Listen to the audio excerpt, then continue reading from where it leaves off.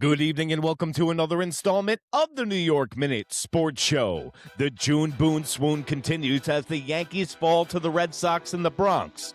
It's New York Minute Sports. It's New York Sports for New York Nuts. Don't forget to like. Don't forget to subscribe. Let's go! It's New York Minute Sports. Well, there you have it, folks. Welcome to another installment of the New York Minute Sports Show. Don't forget to like, don't forget to subscribe, and don't forget to visit the New York Nuts merch store. That's the beautiful blue line underneath the video. That eighth inning was absolutely putrid. The New York Yankees took four pitches in the eighth inning. Does that seem like a team that's desperate with their captain out?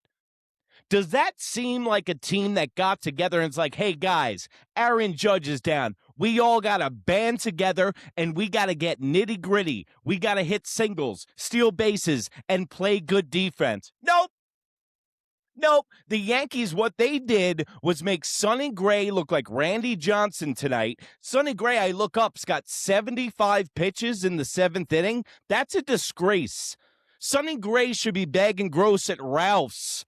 And you guys make him look like Randy Johnson. What happened to working at bats? And what doesn't help work at bats was the guy that made the last out of the game, Trent Grisham. I know he got a home run, but when you're leading off with an on-base percentage of .310, what are we doing? Once again, not on base for the Ben Rice home run. It's just like he picked up where Aaron Judge left off. Aaron Judge hits home run, and Trent Grisham is nowhere to be found all the time. You think this is bad now? It's going to get worse unless these guys hear the popping sound, and that's their head popping squarely out of their ass. What are you doing not playing Caballero? We got to put Rosario in. We need spark plugs on this team because everybody else is in full Zombo mode. You just lost to the worst team in the AL East. The Boston Red Sox are a hot dumpster fire, and you made them look like world beaters tonight. This is the June Boone Swoon written all over it, and exactly what the Yankees did in response of their captain going down for 4 to 6 weeks, they showed up and were soft as puppy shit tonight. The New York Yankees cannot afford these losses against divisional opponents this time of year, and especially when it should be all hands on deck and nobody should be making mistakes. And Anthony Volpe's noodle arm showed back up tonight. Anthony Volpe was like, hey, I guess I can't get benched anymore. Might as well just mail my performance in. And also, Escarra tonight. When they started that inning with Weathers with the dribbler in front of the plate, hey, Escarra, that's your ball. If Wells and Escarra are going to be on the back of a milk carton hitting absolutely nothing, you might as well play good defense, and 9 out of 10 times, that's the catcher's ball. How many times, think back in the day, did you see Jorge Posada charge at a ball? Joe Girardi, Russell Martin, Francisco Cervelli, Sal Fasano, the names go on. But nope, Escarra and Wells, they both sit on their hands. Remember the play with Paul Goldschmidt at home plate about a couple of weeks ago? So not only are we getting no production from the catching position, now they're not even playing defense. Teams win World Series when they're strong up the middle. Good center fielder, second base, shortstop, and catcher. The catcher is the field general of the rest of the baseball team, and both of our guys are in a tree trying to catch butterflies in a jar. Wake up, Yankees, because guess what? You got to know that you don't have a good record in June, and what do you guys do? You show a listless, lifeless, pulseless, softest puppy shit performance in the Bronx today. And you're really lucky the Knicks are in the finals because you guys, as soon as this basketball is over, the scrutiny is going to be put to you guys and the screw's going to be put to the New York Yankees. And what I've been saying all year long is that they're not beating good teams. When they face other teams that are good, they put the ball in play, make the Yankees defend the ball, and they make them look like they're playing on roller skates. Also, Cody Bellinger, the first problem I have with you all year long, what are you doing in that eighth inning, bro? You got to work at bats. You have two guys, one swing, one out in the eighth inning?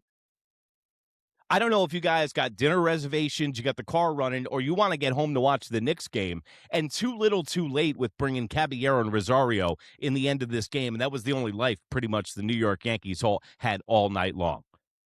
One thing I want you to keep your eye on, this is not a complaint. Notice the backdoor changeup on Ben Rice. I think the book is out on him on the rest of Major League Baseball. He's been getting out consistently on that pitch pretty much for the last 2 weeks, and I think they just figured that out. Now, getting to Weathers. This ain't going to cut it. This isn't good. You know, he started off strong tonight, and I wrote that down. He had 6 pitches in the first inning. He had 5 pitches in the first inning. And what has been his bugaboo all season long? He gives up home runs. He gives up 4 runs in the first inning, and then he locks it down, and he's untouchable. So 6 pitches in the first inning, 5 pitches in the second inning. He's got 11 pitches. I'm like, this is great. He's going to be able to go 8 innings. Then comes the third inning, and he gets 30 pitches. Weathers now is 2-4. When's the experiment going to end? This guy's life is going to be in the bullpen, and I understand it's sexy. When he goes 8 innings, figures it out, and gets 10 strikeouts, I understand why I would be thirsty for that performance also, because you see that and you're like, how can this guy not be a lights-out front-end starter? And then he has performances like tonight. Yo, shout out to Blackburn, though. 2 innings of touchless ball, and even Duval was looking sharp tonight with 2 strikeouts. But the Yankees lose 5-3. Spencer Jones, okay? Spencer Jones looked really good tonight. 3 for 3. I think he finished 3 for 4. Singles. Do you see his bat speed? Do you see how hard he hits the ball? And now the fact that all the pressure was on him the first time he came up, and now he came up today, and that's an afterthought. With all the news about Aaron Judge and all the news and the turmoil over the June Boone Swoon, the last thing on people's minds was Spencer Jones coming up today, and maybe that's why he performed. It didn't feel like he was underneath a microscope. We said this before. Tonight was a perfect example. The rest of the teams are going to pitch Ben Rice and Cody Bellinger differently because they don't have the protection in the lineup with Aaron Judge. Everything gets moved up one. We cannot have Trent Grisham in the leadoff spot. In fact, I was even thinking today of putting Cody Bellinger in the leadoff spot. The Yankees had Aaron Judge in their leadoff spot, and Major League Baseball for about a 3 to 4 year clip there love guys in the leadoff spot. Even Kyle Schwarber is a leadoff guy. But Cody Bellinger gets on base, hits for singles and doubles, and he's fast on the bases. I don't know why a guy like Caballero isn't at the leadoff spot. Cody Bellinger is in the leadoff spot. We have to get guys in front of Ben Rice. In fact, I would like to drop Ben Rice to the 3rd spot and try to get 2 guys in front of him before our power hitter. We have to play it old school now. We don't have power in bunches with all the injuries that the New York Yankees have. So now guys are going to concentrate on Ben Rice, and now it's going to be locked down Ben Rice, and you can beat the rest of the Yankees because 6 through 9 in this lineup is completely gone. And that's another reason. You see Trent Grisham's home run tonight, and even though I get on his case a lot, if he was in the 6th spot or you put him in the 7th spot, you can add a little pop to the bottom of the lineup. Maybe he will get a hold of one like he did tonight, and then you have a guy with a little bit of presence at the bottom of the lineup, because after you get past the 6th hitter on this team, it's like, all right, 3 automatic outs, let's get to the top of the lineup. And that's not winning baseball. The Yankees are going to have to hold down the fort until Aaron Judge gets back, because we've said Aaron Judge affects this team. When he's hurt, the reverberations are felt throughout the whole organization, and the rest of the guys don't have their captain. But you know what? Maybe the good thing that will come of this is that the New York Yankees will have to learn life without relying on Aaron Judge bailing them out all the time. But if tonight is any indication on the way that the Yankees are going to approach the timeout in the 4 to 6 weeks with Aaron Judge being out, and the way that they're going to approach the month of June, then this is going to be a hot dumpster fire. They need to turn it around tomorrow. And that falls on Aaron Baboon Bubbles Buffoon, who needs to get this locker room together and start telling guys, hey, we need to play with some urgency right now. It's not time to panic, but no, we got to play with a chip on our shoulder. We got to play with reckless abandon around the base pads. We got to get on base and steal bags. And if you're going to fiddle fuck with Caballero being out of the lineup, that's shame on you, Aaron Boone. Also, guys, we cannot go to the Paul Goldschmidt well that much. He's not going to solve our problems. He needs to get days off. It's not going to work. Also, this talk about Ben Rice going to catcher so Paul Goldschmidt can be our everyday first baseman, that would be the dumbest move ever. And your boy Michael Kay said that today on his show once again. So he said it twice, that he wants Ben Rice to be a catcher. Why would you compromise the best hitter on the New York Yankees by putting him in the position where the most injuries happen? Do you see how much Austin Wells gets beat up? He literally gets beamed by 3 balls, pause, no diddy, a game. So, New York Yankees, softest puppy shit, lose to the worst team in the AL East tonight. Divisional rival, the best rivalry in sports.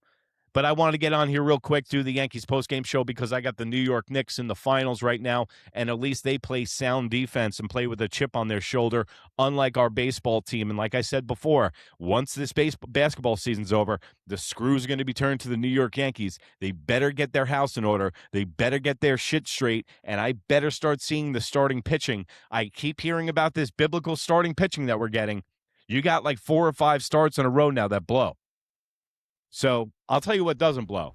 New York Minute over on Instagram. That's NEWYRKMIN. Also, all the T-shirts you see during the show are made in the USA, just like yours truly. You can find them at the New York Nuts merch store. That's the beautiful blue line underneath the video. Also, have you become a New York Nut yet? For $1.99 a month, you get double the show for half the dough. We got the Monday Baseball Show, the New York Nuts Show on Wednesday. And also, I'm going to be broadcasting live, doing play-by-play with live interactive shows, even after games. And for the playoffs, I have something special for you guys. So go over there, become a member for the New York Nuts. You get exclusive content over there, and you're going to love it. I guarantee it.